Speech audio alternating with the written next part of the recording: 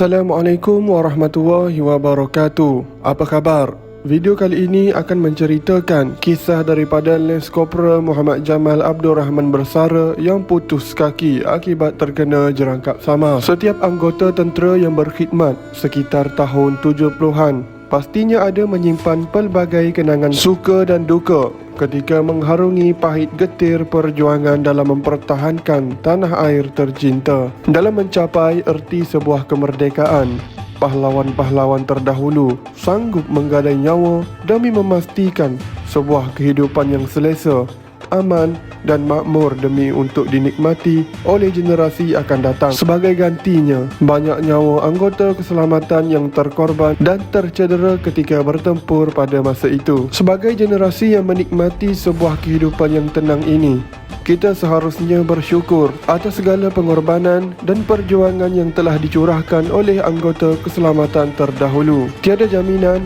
negara akan kekal aman dan makmur sekiranya generasi baharu tidak mengendahkan sejarah perjuangan serta pengorbanan generasi terdahulu sehingga sanggup menggadaikan nyawa sendiri. Peristiwa 46 tahun lepas masih segar dalam ingatan dan seperti baru semalam sahaja berlaku serta meninggalkan kesan yang mendalam ke atas kehidupan Lance Corporal Muhammad Jamal Abdul Rahman Bersara yang kini berusia 68 tahun yang pernah bertempur dengan pengganas komunis suatu ketika dahulu sehingga mengakibatkan beliau mengalami kecacatan kekal. Masih jelas dalam ingatan Lance Corporal Muhammad Jamal Abdul Rahman Bersara sewaktu menghadapi detik-detik mencemaskan ketika beliau mengalami cedera parah akibat menjadi mangsa jerangkap samar yang ditanam oleh komunis di kawasan Empangan Temenggur, Gerik, Perak semasa melaksanakan operasi kota pada 9 April 1975. Pada ketika itu, beliau yang masih berpangkat Prebet bertugas di 1 SKN Regiment Askar Jurutera Diraja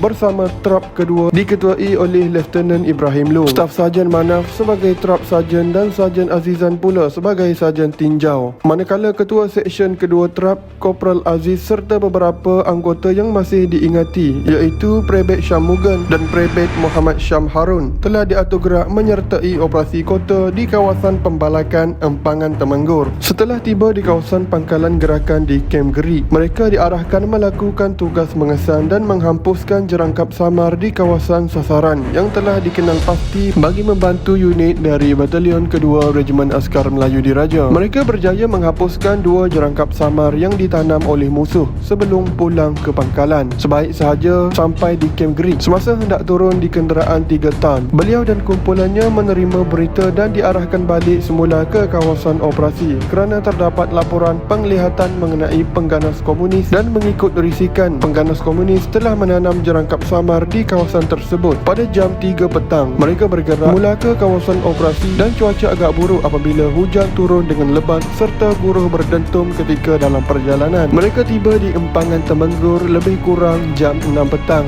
dan ketika itu hujan telah berhenti.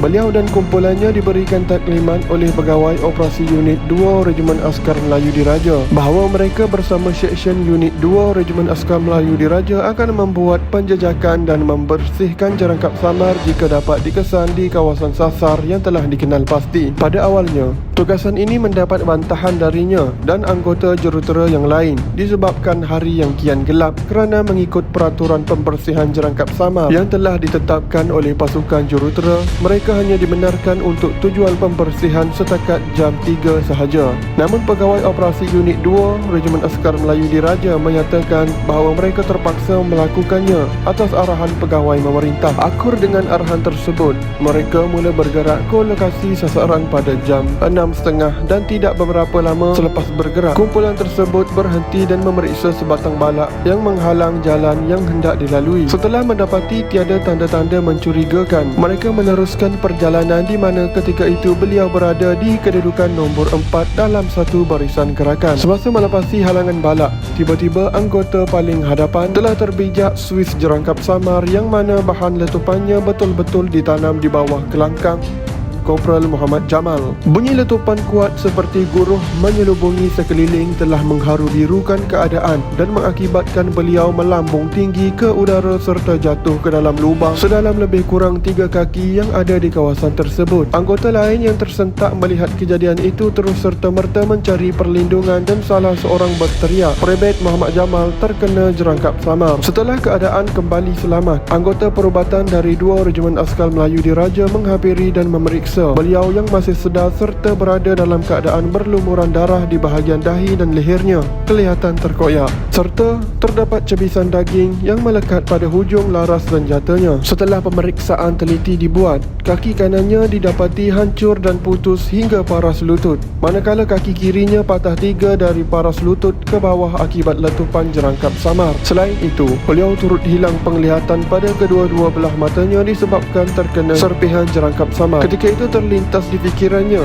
mungkin beliau sudah tiada harapan untuk hidup disebabkan kehilangan darah yang banyak. Beliau merasakan ajalnya sudah tiba dan hanya berserah kepada takdir Allah Subhanahu Wa Taala sahaja. Sementara itu, anggota perubatan telah memberikan rawatan awal dengan menghentikan pendarahan serta menyuntik morfin kepada beliau bagi menghilangkan kesakitan yang dialaminya. Beliau kemudian diterbangkan dari Gerik ke Taman Tun Dr. Seni Fasagem, Ipoh dengan menaiki helikopter Elut untuk dibawa terus ke Hospital Ipoh.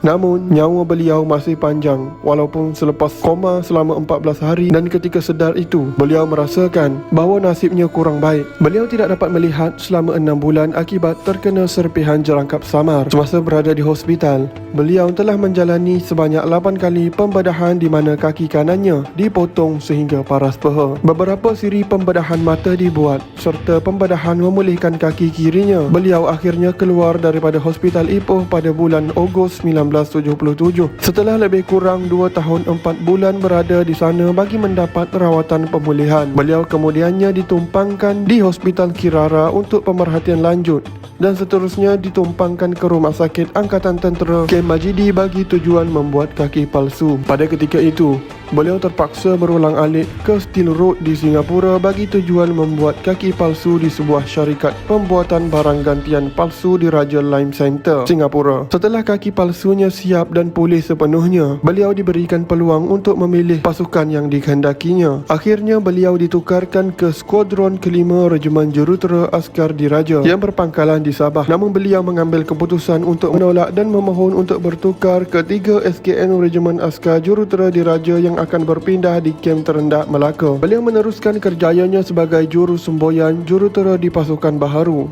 Beliau dinaikkan ke pangkat Lance Corporal dan bersara pada 19 Feb 1993.